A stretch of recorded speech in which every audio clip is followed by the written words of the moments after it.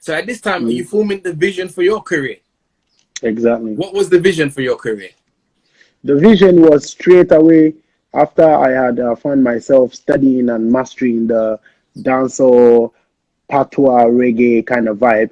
You know, I decided to see what I can do differently or what I can add to this whole thing because if it came to dancehall or reggae, I think Jamaicans named it and Jamaicans brought that to the world. And if I was going to excel, I could, but I may not be able to go further than a Jamaican who knows what they have who they have what they have created, the Yeah. musical genre that they have created. So listen to what I did. I also realized that I'm an African, I'm a Ghanaian, and there are a lot of other influences and other inbuilt, capacities that we had, that was unique to us. Mm. So this is what I decided to merge Afrobeat and dancehall and call it Afro dancehall. So I'll be able to express myself in my local style as well with everything that inspires me from here as an African, Hmm. and then with a study of the reggae and dancehall also, which give me the platform to express my form of art. Mm. So then here goes the reggae, here goes the Afro dancehall kid from Ghana. So I've been preaching that African dancehall, Afro dancehall, Afro beats plus dancehall So, for a yeah. very long time. Yeah. So was there any blueprint before you in Ghana? Was anyone doing the merge of the two? Yes, definitely so. The merge of the two was in existence, but I also came to add it up and probably formed out the Afro dancehall name because Yeah. before then there was no name to it like that as I would have named it, you know. So you had great people like Rocky Dawuni who did reggae music strictly. You had um, people like Sonny Bali, Yogi Dogi, Terrybone, Chaka, not in a specific order anyway, but Samini as well took it to a Yeah. next level from the times, and Borax. You find people like Banuni, that's Yogi Dogi. Wedding certificate, that's Borax for you. Yeah. But Yeah. Yeah. people hardly speak about him, but he also made a huge imprint around that time when Daddy Lumba put him on a song. So these are people who have, preceded the whole vibe to Yeah. have gotten us on that level to also come in hard and add up what we have to add. And I think, lastly, as it lays on me right now, I'm playing my role the best that I can. I've also inspired a lot of No. people to know The that next we can do generation. it. Yeah. Yeah, and we can do it and still give big ups to those who have inspired us or showed us the light. Yeah. 100%. And how do you feel about Afrobeats today in 2020? What's the influence around the world? Are you happy with where the genre is right now? Yeah, man, I'm happy about where the genre is right now as Afrobeat. Um, it's I think if you talk about Afrobeats now, it is a combination of a variety of everything across the world, coming from Africa. That's how I see it because people I mean, music on its own is universal and allows diversity. So you find out that it's beautiful now where we stand, that, people are coming in from all walks of life, you know, creating and merging and expanding the Afro beats that we have and giving us beautiful sounds. Most definitely, Ghana is a champion at that because most of the sounds, the Afrobeat sound, and some of the most dominant Hmm. things, where we have been pioneering. So, yeah, man, Who are your favorite been amazing. Afrobeats artists? Who are your favorite first Ghanaian Afrobeats artists today and then Mm. internationally today? So Ghanaian first, and Um, I even put UK in there as well. Oh no, I won't put UK. Ghana and internationally. Who are your Ghanaian favorites? Afrobeat artist right now is myself. Yeah, apart from yourself. Apart from yourself. That's why I should have said that before. I mean, apart from myself, I undoubtedly Ghanaian Afrobeat artist. I'll go for R2bees. Okay. You know, R2bees is they're my favorite Ghanaian Afrobeat. Nah, like, see, and then definitely there goes the Kim Promises, the Kiddies, Yeah. you know, and they're the singers, the Kwame Eugenes, you know, they're lining up the singing thing proper. So you put them on that, you know. Um, um, this is where the confusion is. When you say Afrobeat, rappers hardly come to mind, Mm. you know. You know, It's when you say mainly Afrobeat, melody. When we say Afrobeats, it's mainly yeah, melody. when you say Afrobeat artists, rappers hardly come to mind. But I don't know. I have to still mention the likes of Sarkodie, who, you know, 100%. is still here are some songs that's churning out on that level. Ponobium, you know them there. You know, all these among them, you know. Hmm. Run And as of well. course, your latest album is out now, yeah. And I thought the title was very interesting, just in me reading up about it. And I thought I want you Yeah, to tell the story. So, what's the name of the album, and why is the title significant? yeah. The name of the album is, can you pronounce it? Angulo, Angola, Angola, almost, Angola. Am I correct? But you tried anyway. Yeah, Which part of Africa do you come from now? Ghana. Oh, and the one yeah, the then oh yeah, then I always say I'm going. I know is that. Ah, Uni man wanna go junction. No, I've been talking to my parents all day. I can hear my You mum from just downstairs. She's laughing. just like Yeah, You see, now you're put on the edge. So you yeah. see, I think you're from Ashanti, right? No, Tema. Tema, Yeah, Tema, they send you be a crew. Community And I 18. cry for Tema and cry for one of their committee 80 and cry for one of their own. I don't know. Yeah, a little bit. Oh, you don't get what I'm saying. You caught But me where are you today. from? Which part? So you're from? Yeah. I mean your tribe. Your tribe. I'm not trying to tribalize anything over here, but I want to know where you're from in Ghana. I'm Kumasi. street, my dad's gone. No. Oh, your dad is Ghana. So, Okay, your mom is yeah, Tree. So, oh, okay. So yeah. yeah, Ghana. Yeah. So you're okay. Cool. I'm a bit in the Yeah, middle of everything, and I'm British born as well. which is nice, you know. Oh, which is nice. Anyway, it's called Angloga Junction, which is Hmm. supposed to be a city, a name of a town where I come from, and a junction is a junction, literally. So, I knew that this would be interesting a title to give to an album because it sounds like a junction, you know. But apart from the junction, that word is almost difficult to pronounce. You're either saying Angola and Loga or all Yeah. these ones, but yeah, that is where the interest point is for me, and I left it that way there.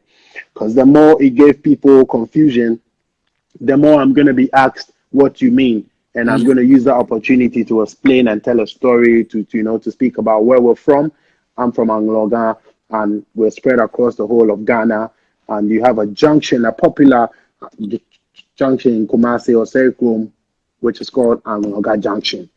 But to name this album this way is just a combination of us, everything that has inspired my musical journey over the years, you know, from Africa, meeting up at a junction with everything else that I've gained from across the rest of the world. So Angologa Junction is where I am at right now, Mhm. you know, musically feeding the world. Hey. That's it. Yeah, I thought that story was so powerful in terms of what about the UK music. Yeah, Because I know UK. it's not your first. Alicai Harley is not the first artist you've worked with. What's your relationship with the UK scene? Alicai Harley is not the first artist I've worked with, though. I've Yeah, worked with Kojo Fans. I Ultra think I've Funds. worked Yeah, with Gappy Ranks. Gappy Ranks should be my first UK feature. Gappy yeah, Ranks is a reggae artist. Big up to Gappy Ranks, King Pelpa. Any day, anytime. 2012. You know, we kick it out there. Same way, big up to Big Nash. Same way, Big Nash Promotions. You know, from them time there. So that's the history I have with UK from our 2012 year. We've been kicking it, doing stuff. I did Kojo Fans, and I went on to do Alaka Highly. Now I did Stylo G is my yeah. guy as well. Stylo G. I did Bafira remix with Stylo G from 2012. You know, so I've had some quite beautiful relationship with the UK. Geographically, as a Ghanaian musician, the day you fly to UK, you know you made Why it. so? Why is that? Why is that? I mean, to start with, you know, That's how I feel it is because Okay. Ghana and UK, we have the links, and a country that's been colonized by the British, where I go on. So, once you skip Mm, up from here, once your career takes you out of Accra and land to you inside Heathrow, and you touch base and do a few things, I think that's just how you feel like, yeah, you've arrived. mm. Yeah. That's nice, man. You said very nice stuff about Alicai Harley. Would you say she's Mhm. your favorite in the UK, or who's One top, nah top? lie, please, me nah lie. Nah, I'm not gonna lie. Like, big respect to every other person doing their thing, but I will listen to Alakai anytime, any day. And 'cause remember say, in the end, she is a female. The other bad females, But Mm, when Alakai finally gets to the top, yeah, yeah, man. I know she's climbing up, and where she is amazing. But even me, everybody in life, there's more room for improvement. mm. So when the light shines brighter and brighter, then you will tell me that I said it. You know what I Yeah. mean? Yeah. To be Big up fair, a lot Alakai of us any think day. the same. A lot of us think the same. Alicai Harley, everyone has good stuff to say about her. Honestly, she's a very nice person as well. She keeps it real, keeps it Yeah, man. 100. Very, very. That's my G.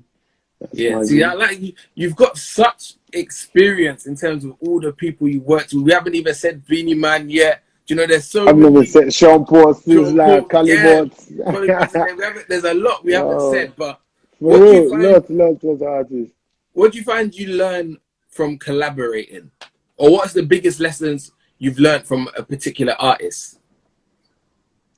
Are you with me? Did Um, I freeze? Oh, yeah, man. No, you didn't freeze. That was fair. What I particularly learned from collaborations, right? That's what you asked, right? yeah. Or if there's a Exact. particular Yeah, lesson that a particular artist taught you. that's both. I've had both experiences. I've had both experiences in Okay. that. Um, if you want to learn and you want to know, if you want to know more, you have to open up to learn. That's what I want to say. You have to open up to learn, and I've learned a lot from, especially some of the big artists that I've featured and worked with. Their work ethics, the way they've kept themselves over this number of years, to still be relevant. These are the things I learn. I don't only learn from the musical composition or the recording or the delivery. Mm. I even learn more from the other things that are not directly related to the music.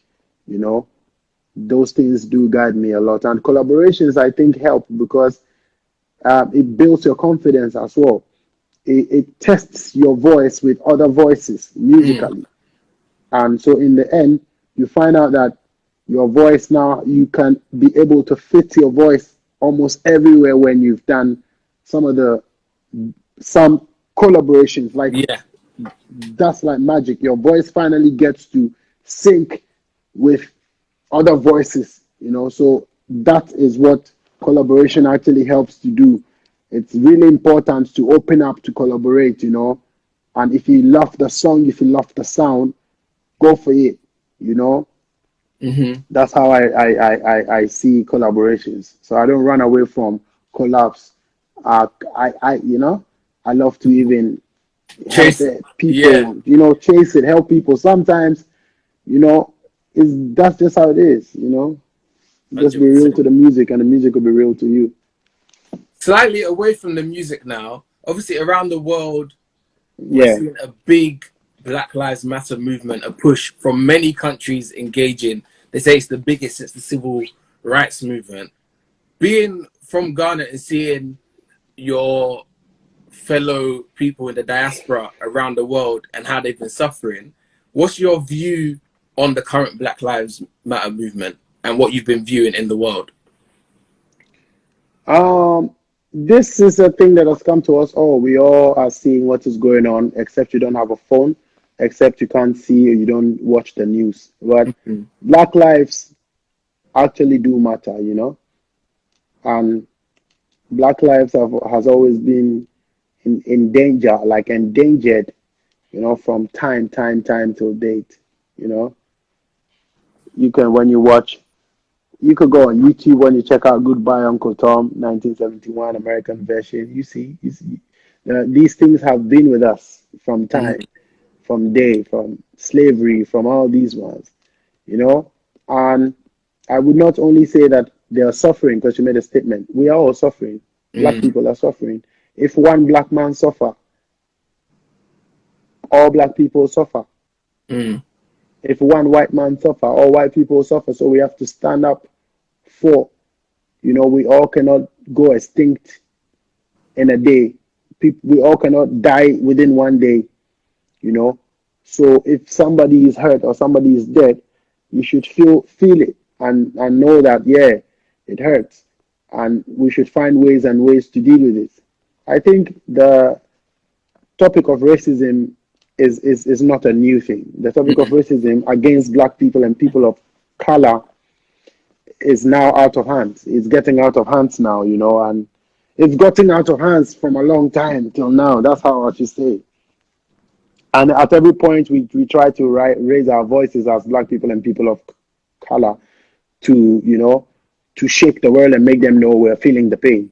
Mm. So this is another show of pain, feeling the pain, and it's left for things to change so that we will be healed. Yeah. Yeah, we're feeling the pain, and that's what I can say. So big ups to everybody that is adding their voices, their platforms to voices out. But it takes more than just postings on Instagram. It takes more than posting on Twitter. It takes more than even walking in the streets, which is all important, you Mm-hmm. know, but the change in all these places, we have to find out the root cause of these things and see how to undo them, as people. As first and foremost, I believe that we have to check inside of ourselves because it's racism. There's several forms of racism, but the racism that starts with black man on a black man is what we have to cure first and foremost, fundamentally. Then all of us can take it to the next level, And be more united. because yeah, because that's really important. We need that unity. Imagine the whole Africa. Tomorrow you hear the United States of Africa and we start doing things in unison. Don't you think that that will be able to affect the whole world and even the black people in the diaspora and how things are done Mm-hmm. on how this process and how all this systematic racism and all these things, it will be able to curb it because Africa has fed the world. Africa is home to everybody.